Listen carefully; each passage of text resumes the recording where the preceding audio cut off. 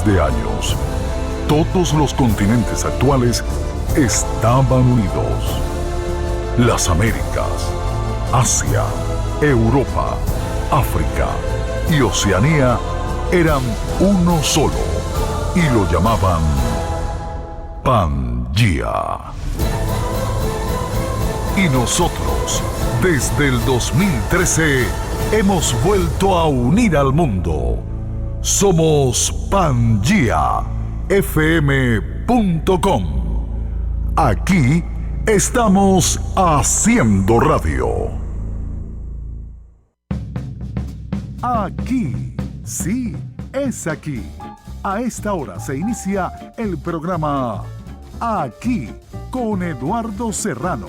Comentarios, anécdotas y mucho más.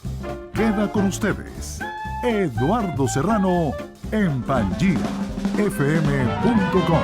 Amigos, ¿qué tal? Muy buenas noches. Un gusto, un placer estar junto a ustedes, como siempre, con el programa del primer actor y locutor de Pangea City, Eduardo Serrano. Eduardo, ¿qué tal? Buenas noches. Un abrazo, hermano, un abrazo. Complacido, como siempre, de disfrutar de tu compañía y de estar en conexión con nuestro público a través de nuestra emisora Pangea. Yo digo nuestra, bueno, yo soy socio de ahí. Así es. Es nuestra emisora Pangea. Nuestro saludo rapidito, porque el tiempo hoy se nos viene encima. A toda nuestra querida gente en el mundo entero, en Chile, Argentina, las Serranitas, Perú, Ecuador, Colombia, Panamá, República Dominicana, España, en fin, todos esos amigos lindos y hermosos que nos acompañan todos los lunes. Para mí, razón y motivo de felicidad, como lo es también contar con el apoyo de nuestra gente del restaurante Los Roques, con Luis y su familia, que los espera para hacerlos amigos de Los Roques. No clientes, amigos. Y ahí va usted a degustar una excelente comida, tanto venezolana como colombiana como internacional. A nuestros amigos de International Humboldt International University, que los están esperando para ir con usted de la mano hacia su futuro. Ellos quieren acompañarlos, guiarles en lo que va a ser su futuro profesional acá en Estados Unidos. Ellos, como se dice en Venezuela, se las saben todas y le van a decir a usted todo lo que tiene que hacer y cómo lo tiene que hacer. No se aventure a andar por ahí con gente que no tiene ni idea. Humboldt International University, recuerde. Amiga nuestra Pangea Academy, donde usted puede hacer realidad sus sueños de ser locutor y tener su propio programa y decir todo lo que usted tiene ahí en su mente, en su corazón, en un programa, tener sus invitados, conversar con su gente, con su propio programa. Esto no se lo ofrece cualquiera, se lo ofrece únicamente Pangea Academy, con su curso de locución que preside nuestro querido, apreciado, admirado y aplaudido señor Edgar Paredes, que es un profesional de primera línea en la materia.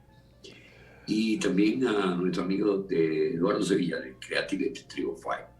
Lo tuvimos el lunes pasado, nos estuvo contando que tiene unos proyectos excelentes. Si usted tiene alguna inquietud publicitaria, llame a Pangea, a Creativity 305. Lo encuentra en las redes sociales, pone así, Creativity 305. Y habla con Eduardo Sevilla. Él nos va a ayudar. Hoy tenemos un gran invitado, Eduardo, que nos va a hablar de esa relación del dinero, ese dinero, Dios mío, que a veces no aparece, pero que es muy importante saberlo manejar. Y nuestro invitado en el día de hoy, definitivamente el señor Cristóbal Jorodowski, nos va a hablar bastante claro de esto y él va a estar en la ciudad de Miami. Bienvenido, Cristóbal, ¿cómo está? Bien, muchas gracias. Un saludo aquí desde la Ciudad de México, donde me encuentro en estos momentos. Eduardo. Un placer tenerte, Cristóbal. Te voy a decir que te voy a llamar Cristóbal Colón porque estás descubriendo un mundo de cosas a toda la gente. Es cierto, me ha inspirado mucho mi nombre. Yo me llamaba Axel hasta los 35 años y tenía los dos, y cambié de nombre y algo pasó en mí que entré en el mundo de la pintura y de la música y como que abrió ciertas dimensiones en mí cambiar de nombre. A veces es útil hacerlo. Tú sabes que el arte es una puerta a, a abrazar unos niveles de sensibilidad Sí. que no se conocen desde el mundo. El otro, el que no tiene compromiso con el arte. El arte es una maravilla, Yo, es yo, una medicina extraordinaria. yo nací en una familia artística y me dediqué, la mitad de mi vida me dedico al arte, ¿no? Al teatro, al cine, a la pintura, a la música, a la poesía. Y a mí se me decía cuando era niño, no, one day, one dollar, era one day, one poem. Entonces, cada día había que escribir un poema y era una tradición familiar muy bonito y me acostumbré a ello. Fue como, convirtió en un hábito muy lindo. Qué maravilla, qué maravilla. Invito a todo el mundo, lea poemas. Usted va a encontrar ahí un mundo exquisito. Oiga música buena, pero oiga música, léase una obra de esas que a usted le interesa y lo conmueve. Comprométase con el autor cuando le hace narrativas tan extraordinarias. Y haga usted como la pública, de un salto, ¡tum!, a un nuevo mundo donde se va a sentir maravillado. Cristóbal, he seguido algunas entrevistas tuyas, tengo puntual algunos recuerdos fundamentales. Incluso hay un momento que habla el ancla del programa, la animadora, te pregunta sobre el luto, entonces tú recomiendas lo de la foto, vestirse de negro 3 días antes, después enterrarlo con esa ropa con una foto y sembrar un rosal, ¿no? Y ponerle una tarjeta con lo que será tu futuro. Es un ritual que, bueno, lo hacían los egipcios, enterraban a sus faraones, los aztecas, los mayas, a sus jefes, sus máximos jefes. Pero ellos lo hacían con la intención de que pasaran a otro mundo y que quedaran con ellos el recuerdo. En este caso, al revés, entierra esa foto y esos trapos y dígale adiós a ese motivo por el cual usted se sentía de luto. Pero bien, yo viendo el ser humano en general, yo quiero llevarte a una parte. Somos conducta. Y esa conducta es el espejo retrovisor de lo que ha sido nuestra vida, la presente y la pasada. Cuando digo la pasada, esa cadena, esos eslabones que nos unen allá con el tatarabuelo y más allá, y nuestra propia historia. Tenemos una historia que siembra en nosotros un modelo de vida. Como la tribu X del Amazonas tiene un estilo de vida. Los alemanes tienen otro, los japoneses otra. Ellos son el producto hoy en día de toda una historia que los conecta directamente con genes, con hábitos culturales, con estilos, con herencias religiosas o motivaciones religiosas. En fin, es un mundo de cosas que están en nuestra mente y de ellos, de manera inconsciente, nos hacemos esclavos. No porque mi papá decía, mi abuelo opinaba, etcétera, etcétera. Ahora, yo quiero reducir todo eso a convertir a una nación en una persona. ¿Por qué? Porque fíjate que dicen, no, es que los cubanos son muy alegres y ellos son alegres. Los italianos son muy escandalosos. Uf, el venezolano también grita mucho. El colombiano es muy educado. El argentino dicen, yo no estoy de acuerdo, no, es que son muy pedantes, etcétera, etcétera. O sea, unifican en una palabra o identifican a través de una palabra a un país. Te pregunto, si tú no conoces Venezuela, ¿verdad?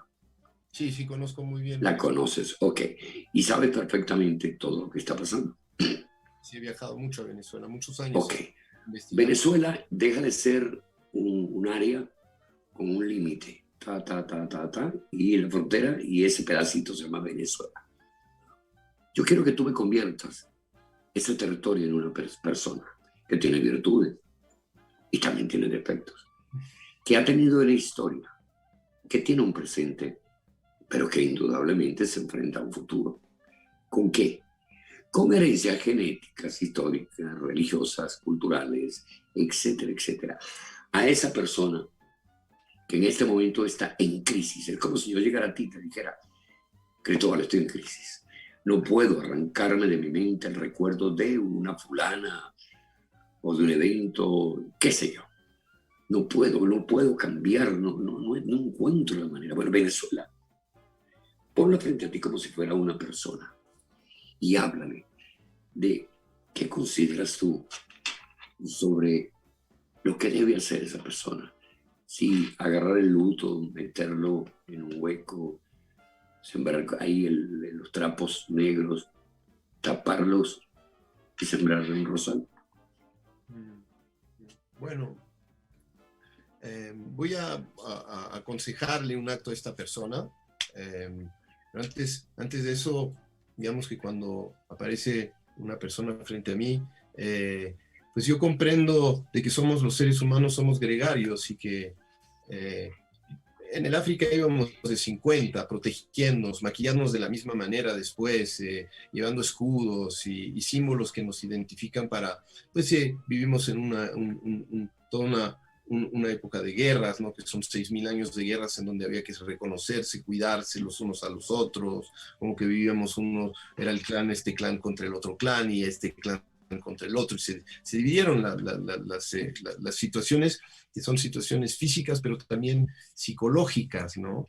Entonces, de alguna manera, uno cuando en el fondo incorpora creencias de su familia, creencias, situaciones emocionales que lo identifican, formas de hablar, formas de moverse, porque necesita sentir que pertenece, ¿no? Pero, digamos, nosotros pertenecemos primero a una familia, después a una sociedad, pero también pertenecemos a una historia y también a una cultura. Entonces, en una persona se expresa desde la cultura y que viene desde el patriarcado hasta hoy en día, ¿no? Y se expresa en nosotros. Entonces, cuando yo veo llegar a la persona, me pregunto hasta dónde está poseída por todas esas estructuras y condicionamientos a las cuales le es leal, ¿no? Entonces, es como ropajes, ¿no? Y también a veces, pues, uno tiene sufrimientos que son personales, pero también son sufrimientos familiares y sociales. Entonces, si Venezuela me viene a ver, pues digo, Venezuela llega con un sufrimiento social, ¿no? Que también genera sufrimientos familiares, porque el hambre, la injusticia, todo eso va a generar situaciones familiares complicadas, tensiones, estreses y después heridas, ¿no? Entonces se convierten en pueblos muy heridos por situaciones abusivas sociales y desequilibradas a nivel social. Entonces, pero yo pienso que Venezuela, como tantos países de este mundo, sufren de esta especie de fragmentación de las situaciones y de las guerras que tienen que ver con guerras económicas, con guerras que también pues, son territoriales y etcétera, que generan una angustia porque nos encontramos fragmentados en un mundo que en el fondo no lo es. Nosotros fundamentalmente somos una humanidad, somos un ser que respira. Entonces, ¿cómo hacer para que una mente que imagina que está fragmentada vuelva a recuperar su unidad, que se vuelva a unir, que vuelva a respirar como una comunidad humana, ¿no? Como una comunidad planetaria, como una comunidad cósmica, como una comunidad divina, diría yo, en un sentido no dogmático de lo divino, sino en un estado de ser que unifica todo, ¿no? Como decir, convertirse en una esponja que respira un océano completo.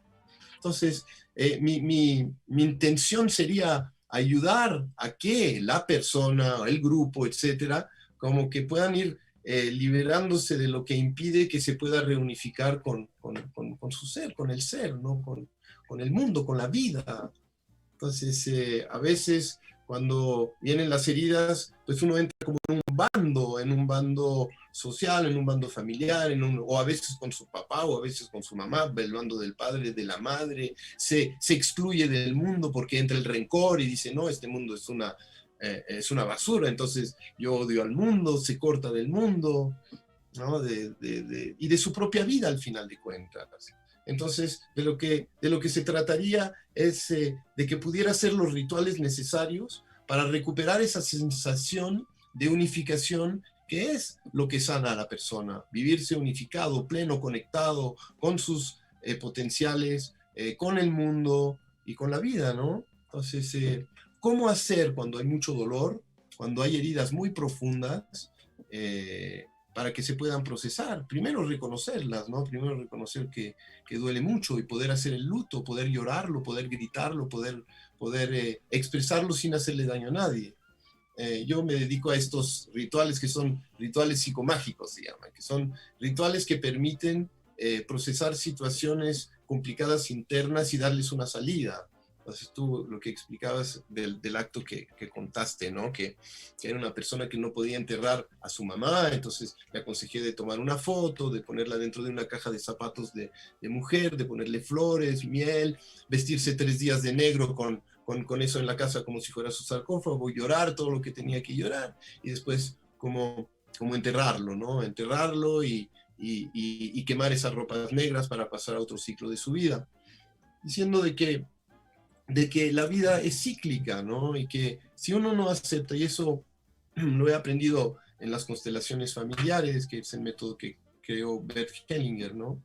Que es que si uno no acepta los rituales naturales de la vida, que es el nacimiento, que es la muerte, a veces situaciones que aparecen como situaciones impuestas por la naturaleza y uno no lo acepta y no logra como procesarlas, se queda como prisionero en una especie de pasado y no puede crecer, ¿no? Y no sigue con la vida, no sigue fluyendo con la vida. Y a veces esas situaciones se vuelven a manifestar.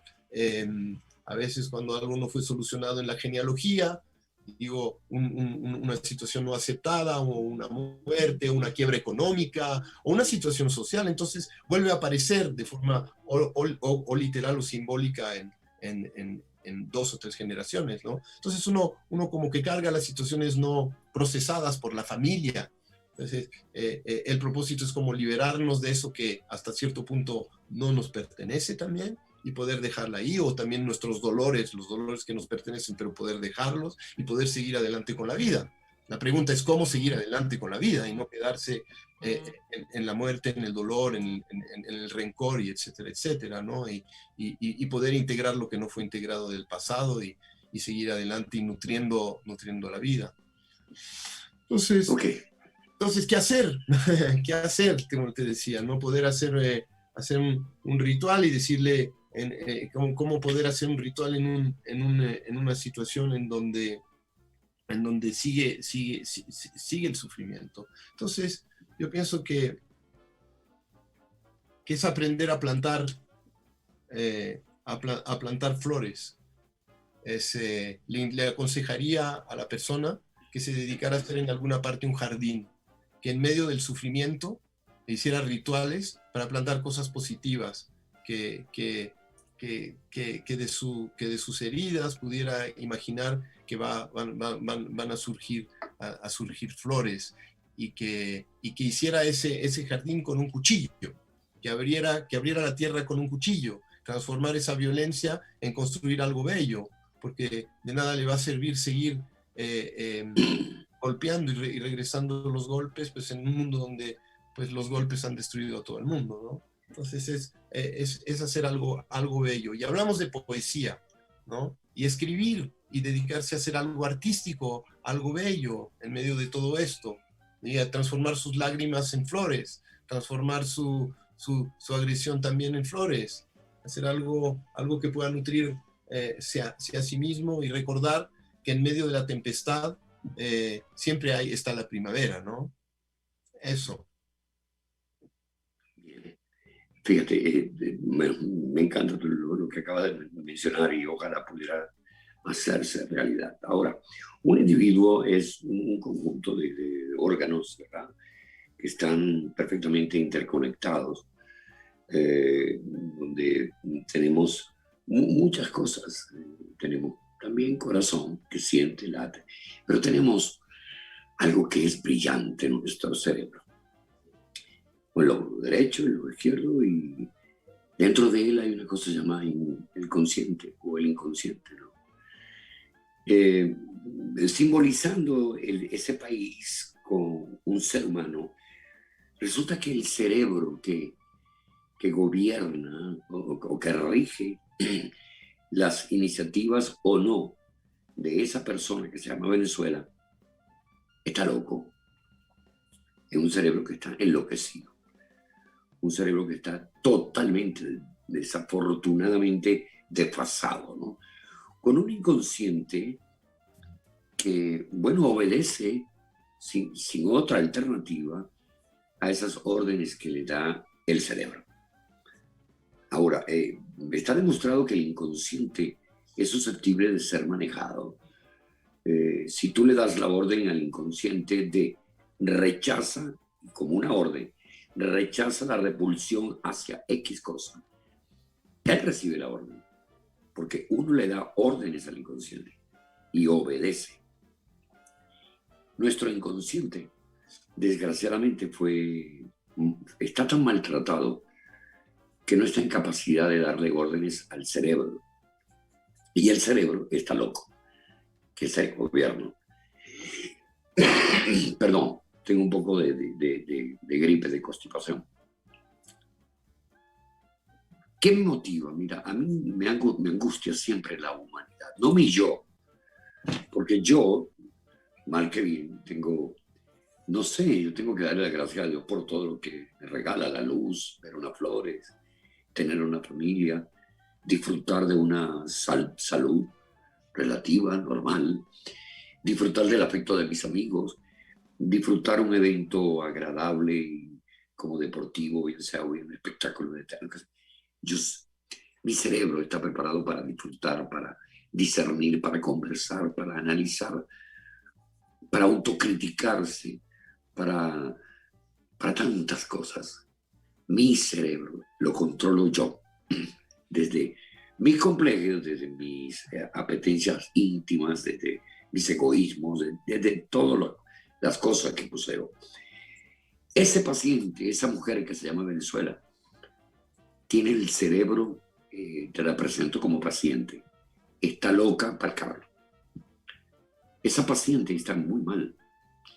Y yo entiendo lo que me decía del ritual. Ojalá el venezolano pudiera hacer un huerto y con un cuchillo hacer un hueco y sembrar en ese hueco todas las miserias por las que ha atravesado y taparlo y sembrar una mata de rosa. Ojalá lo pudiera hacer. Yo realmente dudo que pueda pasar. Ahora, ante un paciente que se declara inepto, que tiene las manos atadas, ¿qué le recomendarías tú, por ejemplo, en el caso de hablarle de progreso? Si sanas tu mente, si sanas tu yo, si sanas tu correlación entre ese yo, con todas las cosas que tiene ese yo, y tus anhelos, si eso logras hermanarlo y modificarlo, las cosas van a cambiar. Vas a tener más dinero, vas a tener mejor futuro, vas a tener... ¿Qué hacer con un paciente que está loco? Perdóname, a lo mejor el loco soy yo. Todos somos Venezuela. Todos estamos locos. Es decir, que hay locuras más intensas, hay locuras menos intensas, pero podríamos decir que la humanidad está de remate. Y yo pienso que las crisis, ¿no?, tienen algo que ver con que es igual que una mariposa para poder nacer tiene que ahogarse, no poder más, ¿no? Entonces se crean situaciones de presión muy fuertes, porque planetariamente está pasando, estamos viviendo crisis muy fuertes a nivel planetario, que para mí tiene que ver con que las estructuras con las que funcionamos ya no funcionan más, entonces se están derrumbando, estamos como una especie de barca en agonía, tiene que agonizar algo para que pueda volver a nacer algo nuevo, ¿no? Entonces esta travesía, que es una travesía muy complicada para todos de alguna o de otra manera, para algunos con mucha más fuerza, pero es así, ¿no? Y para mí, que yo... lo mío es el proceso psicoespiritual, ¿no? Para mí una crisis representa que hay algo que tomar en cuenta que no se está tomando en cuenta, que necesita ser tomado en cuenta para permitirnos transformarnos y pasar a otra etapa de nosotros. Cuando tú hablas del yo, el yo es como eso que se generó en nosotros para poder sobrevivir en un medio ambiente hostil. El yo es una especie de neurosis, es algo que se identifica a límites, a situaciones sociales, a situaciones familiares, como lo dijimos, a todo eso, que en el fondo son locuras, porque nosotros no somos, en el fondo no pertenecemos a ningún país realmente, somos humanos, no hay fronteras, eso es una invención, no hay países, el planeta no se piensa así. Entonces esta locura, y no hay clases sociales tampoco, en el fondo hay colores, pero ya hoy en día si uno ve el ADN, tenemos a todas las razas en nuestra ADN. Y no solo las razas, sino polvo de estrellas. Somos hijos del universo, somos expresiones del universo. Y más hoy con la física cuántica ya se explica que somos pura conciencia. Somos una conciencia viva, invisible, somos visibles e invisibles. Formamos parte de un océano que nos unifica a todos. Y el yo cree que está separado, y eso, regreso a este tema, ¿no? De lo gregario, que es romper a ese yo, es quebrar ese yo para que es un contenedor, ¿no? Que necesita mutar y ampliarse hasta que llegue a vivir su propia naturaleza plena, ¿no? Entonces, ¿qué hacer? Pues hay que limpiar. Lo primero es la limpieza. Es limpiar eso que llamas inconsciente, que es ese contenedor donde están todos los condicionamientos y etcétera, etcétera. Limpiar las creencias que nos mueven, limpiar las situaciones dolorosas emocionales que nos poseen, limpiar las situaciones que son muy instintivas, pero a veces son instintos desviados, como todo lo que ha generado al patriarcado y la guerra y la violencia y la expresión de lo que nos pasa a través de yo te pego, a través de yo te humillo, a través de yo te apachurro y yo te mato, ¿no? Entonces, y luego, pues nuestros hábitos corporales, no siempre tenemos hábitos sanos. Entonces, primero limpiar, después crecer, darse cuenta de que uno no solo es un cuerpo, sino que es un cuerpo, uno es una familia, una humanidad, un planeta, un universo, una conciencia y mucho más. Saber eso. Y luego, yo lo llamo iluminarse. Es decir, que hoy en día la iluminación no le pertenece a los monjes, no le pertenece a los curas, no le pertenece a las estructuras dogmáticas, sino que forma parte de nosotros, es despertarse a lo que realmente somos. Y yo pienso que todos somos genios, genias, iluminados, iluminadas, seres con una bondad increíble, somos seres de una creatividad desbordante y descubrir eso en uno mismo, ir por ello, porque también en las situaciones de clases y etcétera tienen que ver con la no capacidad de poder darse cuenta de la grandeza que uno tiene adentro, ¿no? Y eso no le conviene a muchas sociedades. Si todo el mundo se despierta, entonces, ¿cómo le vamos a hacer para explotar al mundo? Y todo el mundo está bañado en abundancia, en genialidad, etcétera, pues es difícil aprovecharse de nadie. Entonces, iluminarse y después viene lo otro, es hacerse presente. Es hacerse presente en el mundo y afirmar esas realidades, darle la mano a todos, preocuparse de generar una humanidad más realizada, más despierta, más consciente, más sana también en el sentido de lo ecológico, ¿no? Y nada para mí, en el budismo se dice nada para mí que no sea para los otros, ¿no? Y poder eso, pero primero pues hay que darse cuenta de que dentro de uno mismo y de una misma habita una abundancia sin límites. Claro, me van a decir, claro, abundancia, abundancia, pero si no tenemos dinero, ¿cómo le hacemos? Pues claro, ¿no? ¿Qué hacer entonces? Es preocuparse de lo interno, es ir a pesar de todo, ir a la interioridad. Cuando no queda nada, digo, no hay posibilidades, meditar, desarrollarse. Hoy hay medios de comunicación que enseñan tantas cosas. Antes los maestros tenían que ir y atravesar la India, tenían que subir a las montañas, ir al Nepal, tenían que ir a los monasterios del Japón, tenían que tomar buses, aviones, burros, trenes, para llegar a un poquito de conocimiento y despertarse. Hoy lo tienes en internet, digo, hay información, uno puede hacer un trabajo profundo sobre sí mismo, ya no te pueden mentir sobre lo que es la divinidad o no, ya sabes lo que es la realidad, ya hay miles de voces que enseñan. Es decir, que si uno realmente quiere entrarle al asunto, digo, yo lo llamo así, de la verdad, ¿no? Se puede, ¿no? Y también tiene voz y hablar, y hay tantas posibilidades en medio de la tragedia, digo yo. hoy en día hay posibilidades de crear un rinconcito, por eso se habla de jardín, ¿no? De un rinconcito ¿y dónde está ese rinconcito? Dentro de ti, es dentro de ti. Dentro de ti, pienso yo, ¿no? La libertad está ahí. Yo estaba pensando, decía, ¿cómo salir de la cárcel? Y era mi tema, ¿no? Estaba escribiendo sobre eso. Y decía, la puerta de la cárcel está para adentro. Es adentro, liberar adentro todas las jaulas posibles que existen en uno y en una, y aprovechar la crisis y darle vuelta, como se dice, a su propia tortilla e ir adentro y preparar y preparar y preparar. Es una persona de fe, no. Creo que todo este naufragio es para generar algo nuevo. Yo sigo el ejemplo de la naturaleza, ¿no? La naturaleza caen las ramas, las hojas, los frutos, y luego nace de nuevo otra realidad en el árbol florido con frutas y hojas verdes, etc. Entonces, si uno se concibe a uno como parte de la naturaleza, es lo que puede a veces estar pasando, ¿no? Y atravesar la tempestad con la sonrisa. Yo tengo un maestro que ya falleció, que se llama Claudio Naranjo.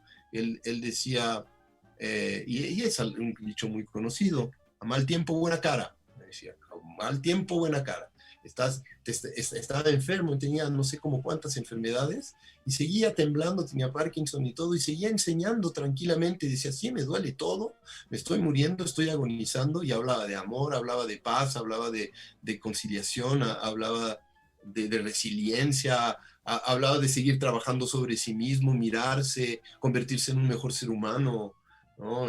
Y yo pienso que a pesar de todo, seguir trabajando sobre su humanidad es fundamental. Si uno puede atravesar pruebas muy fuertes y mantener su humanidad y seguir desarrollándola, es que logra triunfar sobre sí mismo también, ¿no? ¿Y de qué se trata todo esto? Sí, también de triunfar sobre todas estas situaciones complejas de la vida. Te quería preguntar, ¿qué es para ti el alma?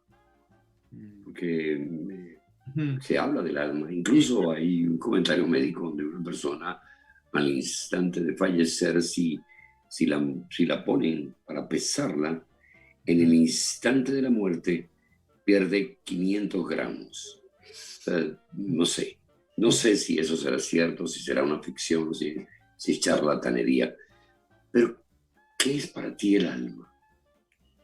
Mira, en psicología profunda, junguiana, también James Hillman lo pensó así. Yo pienso que es el alma a nivel psicológico. El alma es un contenedor. El alma es como el inconsciente en el mito de Psique y Eros. Psique es el alma. Psique es todo lo que habita en el ser humano, todo lo que contiene el ser humano, con ideas, emociones, instintos, la memoria colectiva también, los arquetipos, los dioses, los mitos, los símbolos, toda la memoria de toda la humanidad está vivida de forma individual en cada uno de nosotros. Es decir, es la totalidad de la existencia presente, pasada y futuro dentro de nosotros que danza como elementos alquímicos de sustancias psíquicas, ¿no? que danzan para permitirnos hacer nuestro proceso de transformación. El alma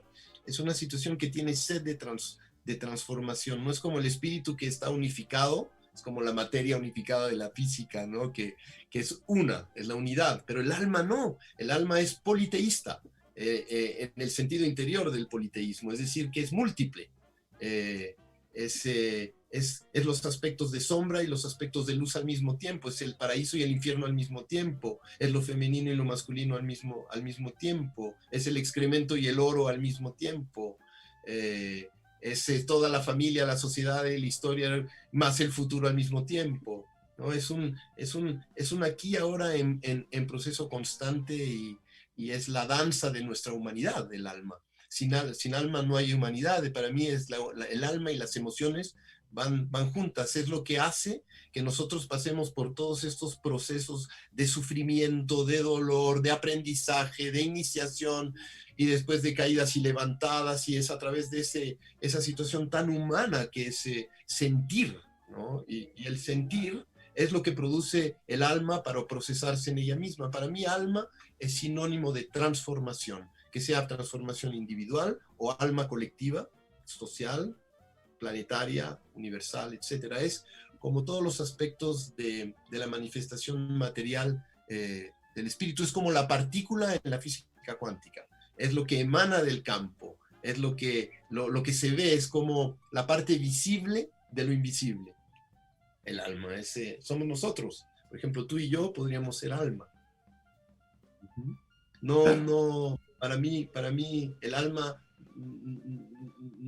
es la naturaleza invisible que está en nosotros. Nosotros somos visibles e invisibles, y somos más invisibles que visibles. Y el alma es todo también lo que es invisible en nosotros, que no solo es individual, sino que es colectivo. Yo creo en el alma colectiva más que en el alma individual. Pienso que esa idea de que somos solo un alma individual y que vamos migrando de cuerpo en cuerpo, lo creo hasta cierto punto, lo acepto hasta cierto punto, pero me convence hoy en día más de que somos un alma individual. En las constelaciones familiares se llama el campo, el campo donde está encerrado toda la memoria de no solo de uno, sino de todos y de todas, y que se hace presente muy, muy a menudo en nuestras vidas, o cuando también lo queremos como ritualizar. De repente aparecen situaciones que imaginábamos que pues, estaban perdidas en el tiempo y están acá, ¿no? El alma es una especie de eterno presente que tiene toda la memoria de la existencia en ella misma y que con ella baila, ¿no? Y por eso te decía también, posiblemente el futuro es como una situación no temporal, el alma. Y colectiva. Pienso que es colectiva. Lo que produce a los cuerpos que somos es el alma. Y digo, estaba pensando en que nosotros nacemos al mismo tiempo, salimos de la vagina de nuestra madre, al mismo tiempo que miles de personas son nuestros hermanos y nuestras hermanas. Cada segundo se van generando a camadas de seres humanos que nacen al mismo tiempo, que tienen como un timing así, es una especie de colectividad. Yo pienso que ese es el alma. El alma se va generando a sí misma en grupos, ¿sí? Y se va transformando a sí misma desde grupos, no desde individuos. Digo, los procesos que uno hace individualmente, psicológicamente, de esto que hablábamos, la limpieza, el crecimiento, la iluminación y hacerse presentes, son procesos que pide el alma. Y a veces los pide a golpes, los pide con muertes, los pide con sufrimiento, porque para despertarse a veces es necesario recibir un shock muy fuerte, ¿no? Y ella lo hace así. Humanizarse a veces pide shocks fuertes, y es muy misterioso por qué en un lugar sí y por qué en un lugar no. Y eso es una elección que pienso que va más allá de explicaciones o sociales o culturales o históricas, sino es una necesidad del alma.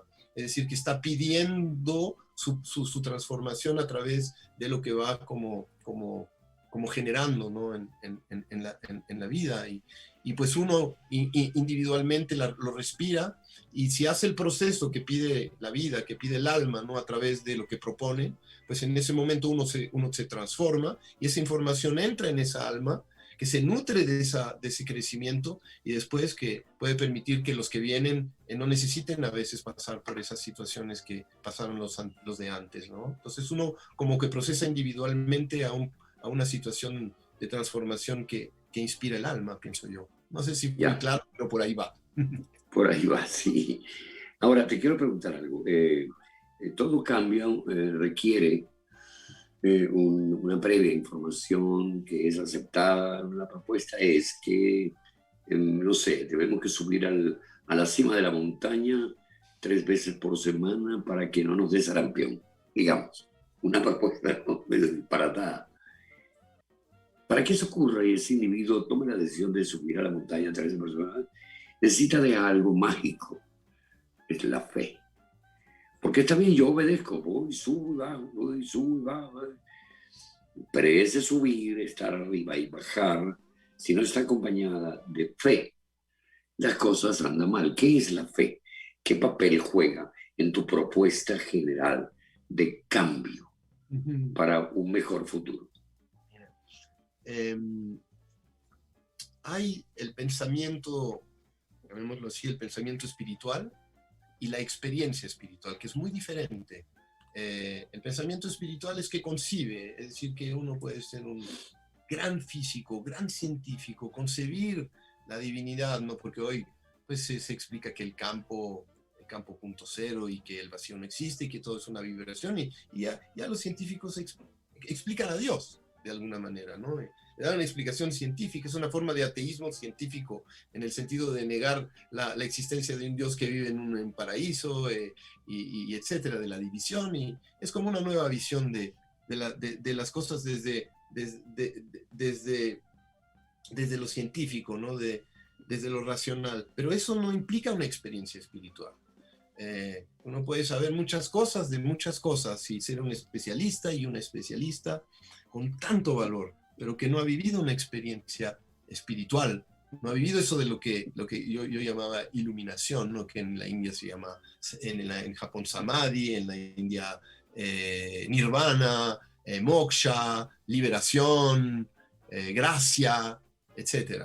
Entonces, para mí de lo que se trata es de vivir una experiencia de unificación, una experiencia plena de su ser. Y eso puede generar una grande fe, que no es una fe que tiene que ver con creo en algo que no he experimentado, sino una fe que desde mi experiencia me muevo y sigo adelante creciendo con la vida, ¿no? Porque experimenté al fondo del fondo del fondo de lo que es la existencia visible e invisible. Tuve más que una revelación, sino una vivencia. Entonces, yo a lo que apunto y a lo que me interesa es ayudar a que las personas vivan una experiencia plena que les pueda guiar. Es como a veces se dice encontrar al maestro y a la maestra interior, a la voz interior, ¿no? A su propia esencia y moverse desde ahí.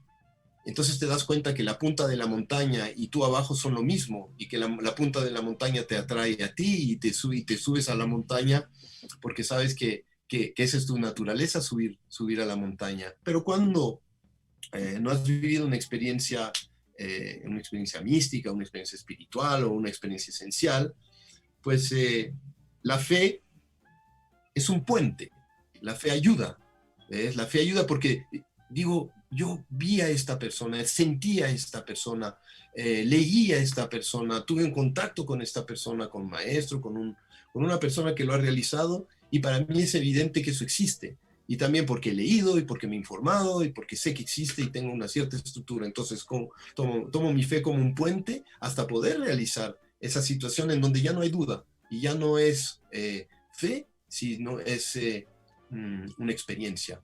Y desde la experiencia ya no dudo, ¿no? Entonces hay como una certitud, la certeza, ¿no? Yo tengo la suerte privilegio de haber tenido en mi vida algunas experiencias PIC. Tuve 3 muertes clínicas yo. Y en mis muertes clínicas tuve contacto con situaciones muy, muy amplias que me han guiado toda mi vida y me han permitido como en medio de las tempestades, ¿no? Sentir que hay algo más hondo, más grande que está moviendo esta existencia y mi existencia en mis momentos más difíciles, en mis momentos más complicados, en mis caídas, ¿no? Me ha permitido levantarme y seguir adelante y seguir de pie hoy en día a pesar de todo esto que pasa y mis dramas familiares y etcétera, ¿no? Así es. Serlo solidario a la frase de la fe mueve montañas. Sí, es señor. demasiado elemental, pero bueno. Luego también está la programación, ¿no?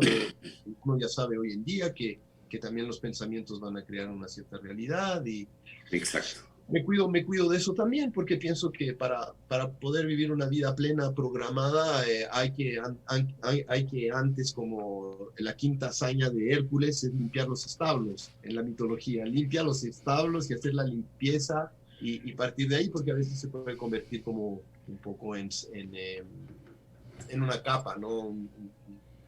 Una capa de yeso que fue el milagro que permitió el Renacimiento cuando sepultó, gracias a Dios, esos 1000 años de incultura que fue la Edad Media.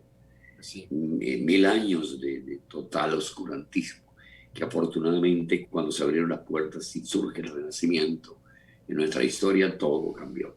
Bien, es casi como un reto para nosotros entender que sí, que hay un renacimiento factible, que puede ser real, pero siguiendo tus palabras, no sé si lo hago bien, hay que renovarse, Sí. hay que leer, hay que conectarse con el arte, con la poesía, con Muy la importante, literatura. muy importante. Y les ruego me disculpen, pero tengo un poquito de tos.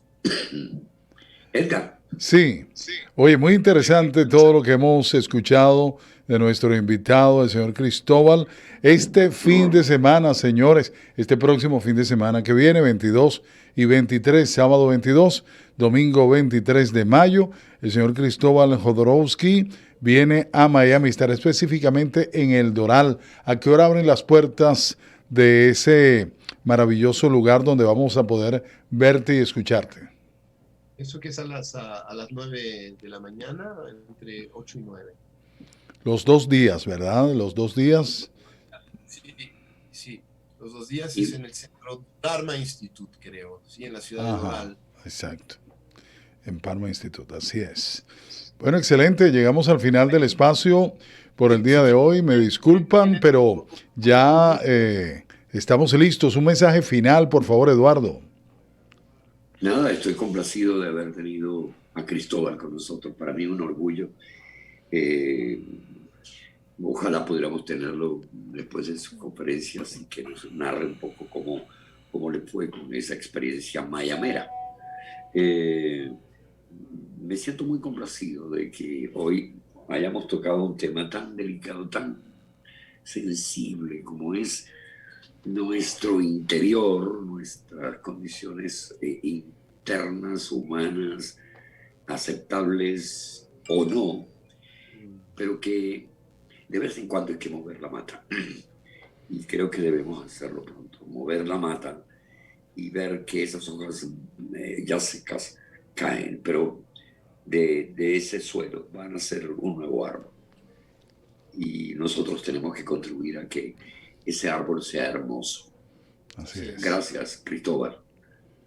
Muchas gracias a ustedes por recibirme y permitir que esta charla pudiera ser tan inspiradora. Bueno, te veremos este próximo fin de semana aquí en Miami. Ya lo saben, 22 y 23 de mayo. Cristóbal Jodorowsky, quien es terapeuta y especialista en constelaciones y psicomagia. Esto va a estar muy interesante, sábado 22 y domingo 23. ¿Algún número telefónico, sabes, para que te puedan llamar? Sí, es el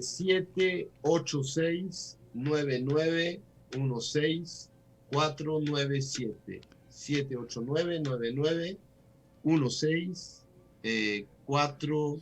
789-9916-497 o 66, creo. Repítalo de nuevo, por favor, 786. 786-9966-497. Perfecto, bueno, ahí pueden llamar y adquirir la entrada. La salida es completamente gratis, como siempre, Eduardo, ¿verdad? No hay problema Sí, con la señor. salida. Con la salida no hay la problema. salida no hay ningún problema, es gratis, no tienes que pagar nada. Totalmente. Te invito a almorzar, Edgar, te espero en Los Roques. Por favor, nos vemos en Los Roques en un ratico, salimos de aquí y también vamos a invitar en esos días que esté por aquí nuestro invitado Cristóbal para que deguste la rica comida colombiana y venezolana en Los Roques, 107 Avenida y 58 Calle de El Doral. Será hasta el próximo lunes, Eduardo. Hasta el próximo lunes, hermano. Un abrazo, gracias por acompañarme. Como todos los lunes, tú eres mi apoyo. Como dice la canción esa que tú sacas así del sombrero. Yo sin ti no valgo nada. Epa. Gracias, Cristóbal. Hasta luego. Cristóbal, gracias. Un abrazo. Un abrazo. Un abrazo.